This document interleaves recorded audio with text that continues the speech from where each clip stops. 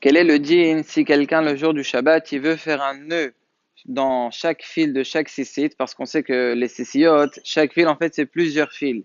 Et lorsque quelqu'un, il les lave, à ce moment-là, le fil, il commence à s'ouvrir.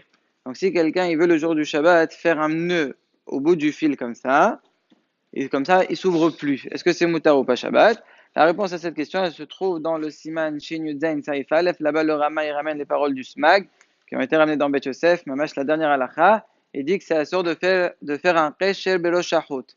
Qeshel, c'est un nœud Belo Shahut à la tête du fil. Donc, c'est exactement ce qu'on vient de dire. Et donc, c'est assur. Pourquoi c'est assur? Parce que c'est un Qeshel qui va durer. C'est pas quelque chose qu'on va ouvrir, donc ça s'appelle Qeshel Shel Chayama. C'est pour ça que c'est assur. Maintenant, en Ma'adin, si quelqu'un, il a fait, par exemple, il a voulu laver son talit, et avant de le laver, on fait un nœud. Chaque groupe de 6 donc chaque 8 fils, on fait un nœud pour ne pas qu'il s'abîme, qu'il se déchire dans la machine.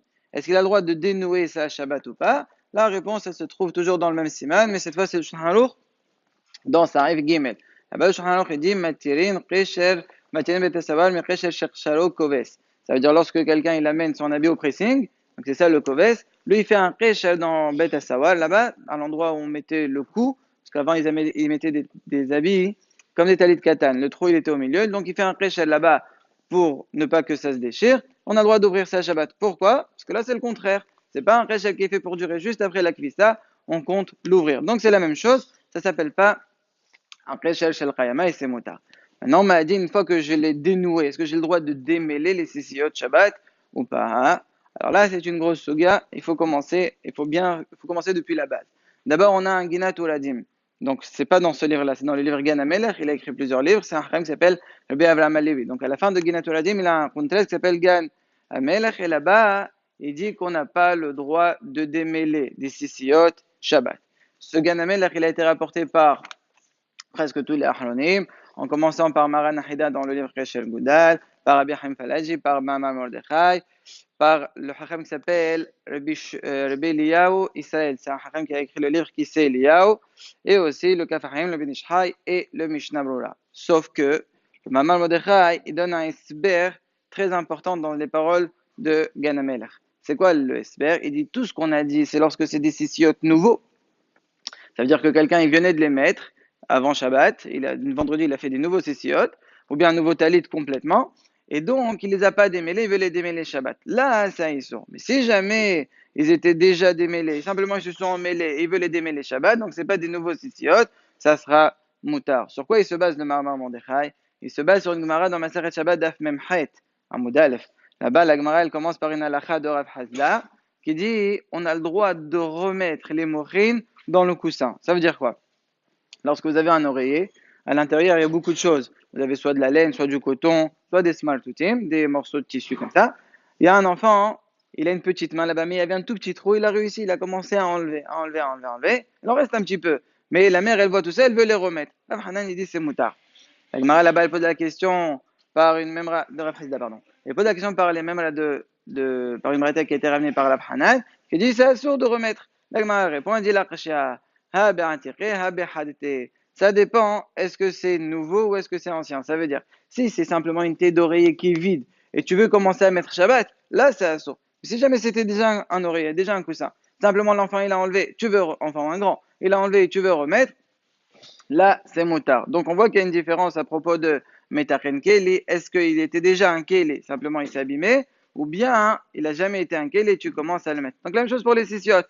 Tu vas dire que c'est la source de démêler. Pourquoi? Parce que ma kebabati, je suis en train de finir le Keli. Ça, c'est juste si c'est la première fois. Mais si ça a déjà été fait, il n'y a pas le din de Metachen Keli. Il y en a beaucoup qui ont accepté cette explication du Mahamar Mordechai, et même si Rabbi Haim Falaji et Kiseliaou ne pensent pas comme ça, le Rav Achronim, ils sont matirim, donc la halakha les c'est moutar. Il faut que quand il démêle, il fasse attention de ne pas faire fort, parce que si tu risques de déchirer, beged el psirkleché, mais si tu fais doucement, c'est pas sûr, même si ça arrive, c'est pas grave, parce que ce sera beged d'avoir chez Mitkaven ben psirkleché, donc c'est moutar.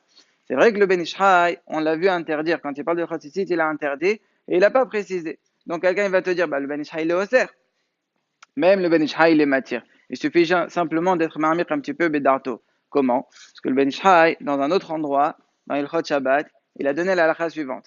on n'a pas le droit de lire les oraner. C'est connu cette halakha. Si on est tout seul à la lumière d'une bougie, c'est interdit. Pourquoi chez Yate? De peur que tu penches le nerf pour amener l'huile à la flamme, et donc tu as un problème de mavaria. Alors, là-bas, le Ben Ishai ramène les paroles du Machal et du Maté Moshe, qui disent, si jamais quelqu'un veut prier au Nesahama le jour du Shabbat, donc il veut, avant le lever du soleil, donc il fait encore nuit, et il veut démêler ses sissiotes, il faudra faire attention qu'il ne fasse pas ça à la lumière d'une bougie. Pourquoi? Parce qu'on vient de dire, chez Miate, là, il attend un petit peu qu'il fasse un peu plus jour pour qu'il puisse voir et là, il pourra les démêler. Comment c'est possible de démêler? Mais voilà, on vient de voir que Ben Ishraï dans les Elchot ici, il interdit de démêler Shabbat. Comment ça se fait? Il dit à la lumière du jour, c'est moutard. Mouchrach Lomar, comme le Mahamar Mordechai, que ça dépend. Tout ce qu'il a interdit, le Ben Ishraï au début, c'était quand c'était des nouveaux sissiotes. Il y a un problème de Makeba Patish.